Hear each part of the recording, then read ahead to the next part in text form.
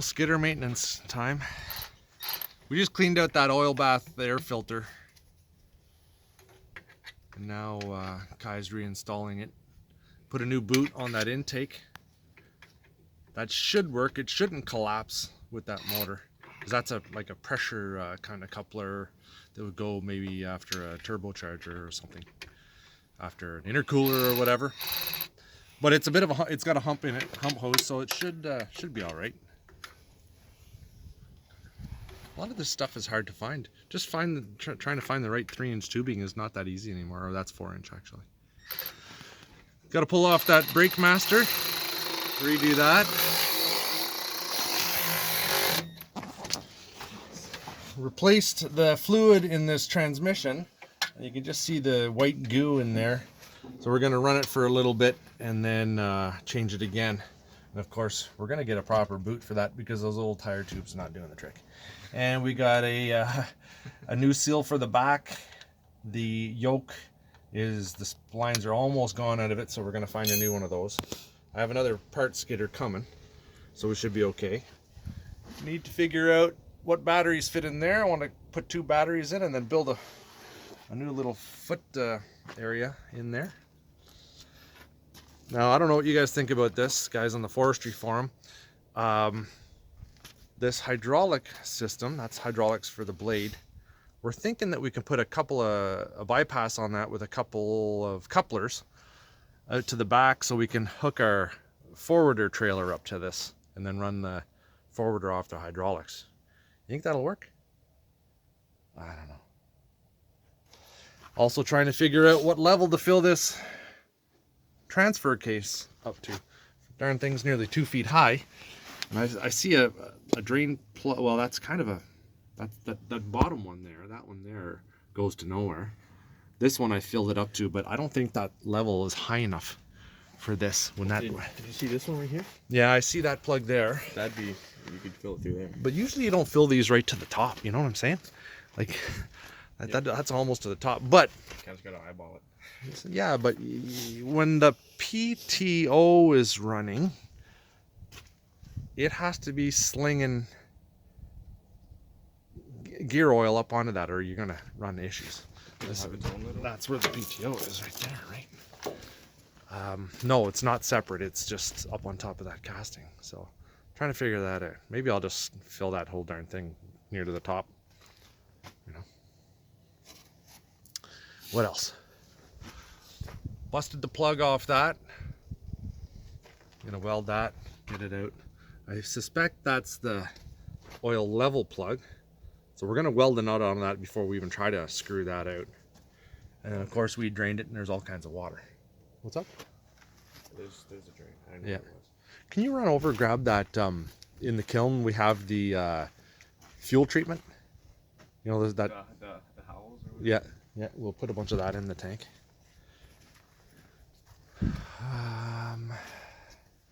We freed up the cutoff for the, in case it runs away. Just pop, see that? And that's all resetting now. That wouldn't reset before. That's pretty important. These engines will run away on you. But it's also important to reset it because the mechanic's coming to set the rack right now. And if we left that like that, he'd probably check that. But we want to make sure that's right. So he's tightened all that up. He's got to put one more bolt in there, hook up that ground. Then we have to see if this old generator is actually putting power out to the batteries. If not, then we're going to have to do an alternator conversion on this. I'm going to put some oil in the oil bath. There's the hydraulic pump. The only hydraulic pump on this. I think it's a Weber or Webster or Webley or something like that. And that right there is the hydraulic filter. The ram's really pitted, so I'm not sure what I'm going to do about that. I don't know if I'm going to change that out or just leave it the way it is. The problem with pitted rams is that it's drawing water in as much as it's pulling fluid out on the way out too, right? So that gets a lot of junk into your hydraulic system. I need to get new belts. there's the generator. And yeah, your guess is as good as mine if that's putting any power out. Everybody's saying it's a C4. Where are the nuts and bolts for the bottom of that air cleaner? But I don't know. They should be on the little side thing there, Kai. Oh, yeah. One doesn't have a washer. One doesn't have a washer. That's possible. Yeah.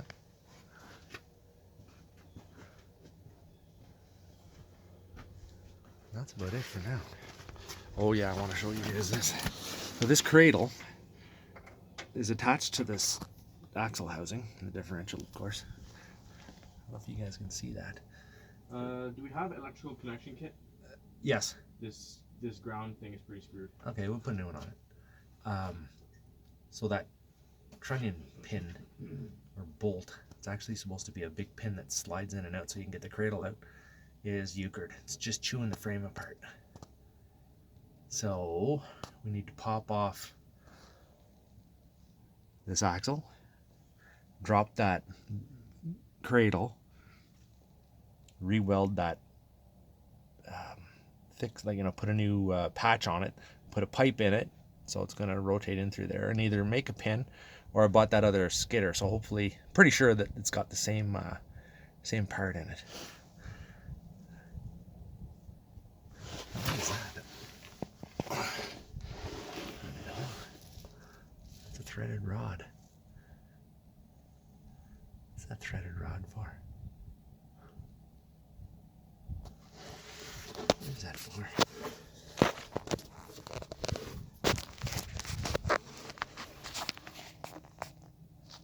What's that threaded rod for? To just... Oh. Well, they welded a hoop in there to hold that pin up. What is going on? Because the frame... Oh yeah, because there's a big giant hole in the frame.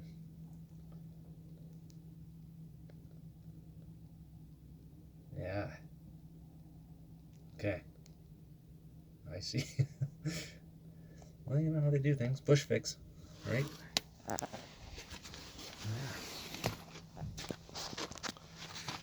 So maybe it is a C4. But he always remembered it as being a C5. Thought the C4 only had the gas in it. Oh, I don't know. See? It says C5. What does that mean?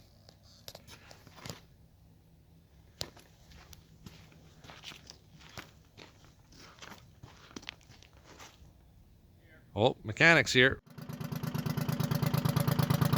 Gotta warm it up.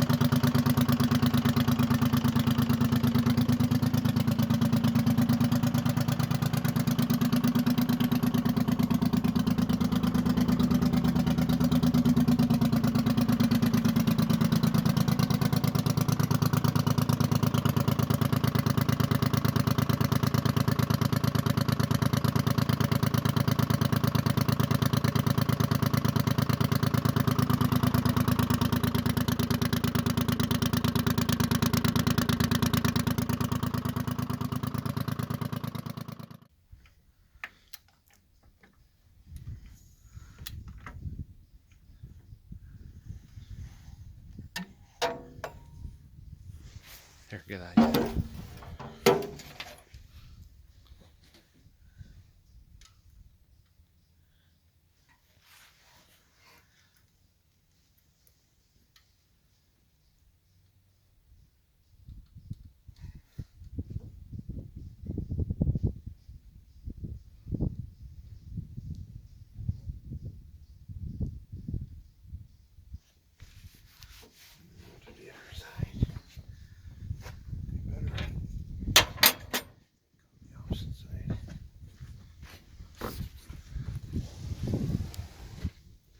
What does that little tool do? It sets the height of the injector. That's how you adjust them. You set the height. So this thing here has to just let it. It's a little tight, eh? Like it should be down more. So Does that mean it's getting more fuel or not enough? not enough. Like it has to be down a little wee bit more. That means we're going to get more power. Well, no promises, eh?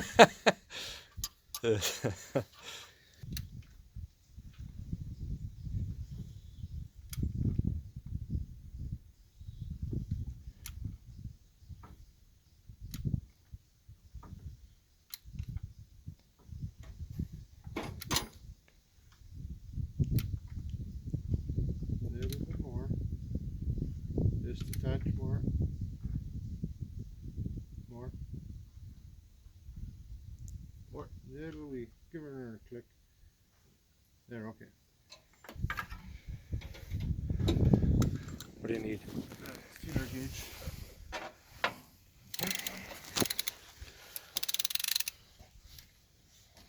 It's like brain surgery in the old days.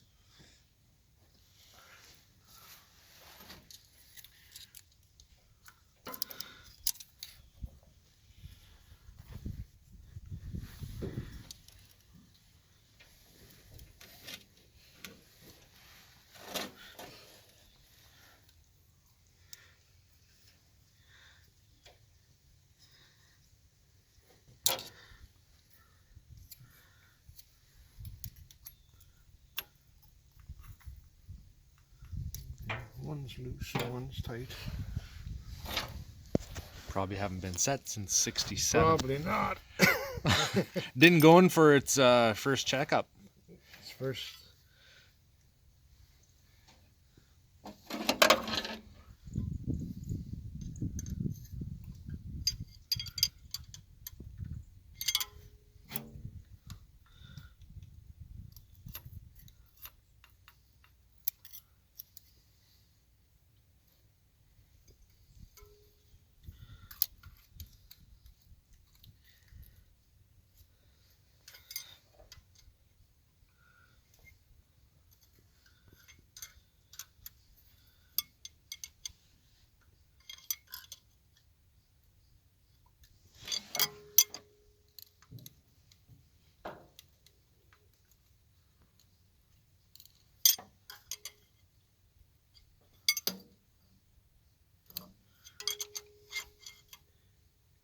It's kind of a guessing game here, because when you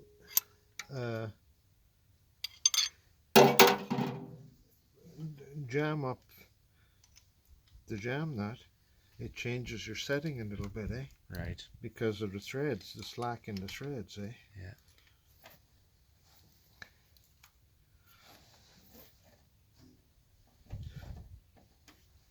The that 251 flathead in my little Bombi, Yeah. you set the valves with it running. Oh yeah, yeah, yeah. I have seen that. That's quite the thing to hold on to your feeler gauge and having it flapping up and all over the place trying to set the thing. It's actually pretty cool.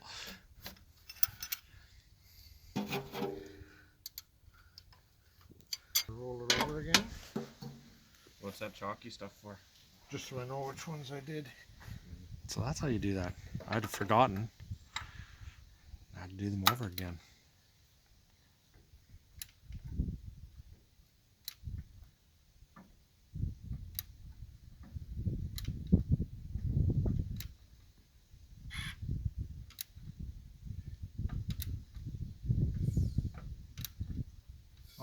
Okay, that's good. Good.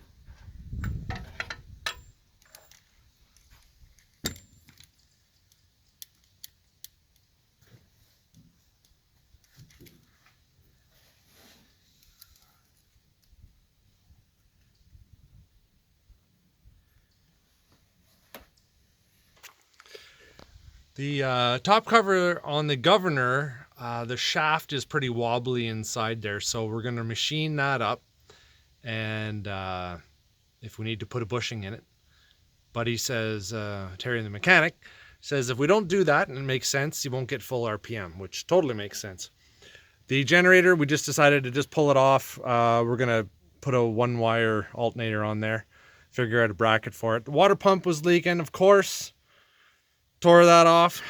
There was a little cast pipe on there that held up one of the fuel filters. The mount bracket on that was broken, so we're gonna get that welded up. What else did we do? Put that seal back in the yoke in there, but we're gonna put a new yoke in. And then I gotta figure out what size batteries. Oh boys, skidders. One person's dream, another person's nightmare. Stay tuned, more videos coming.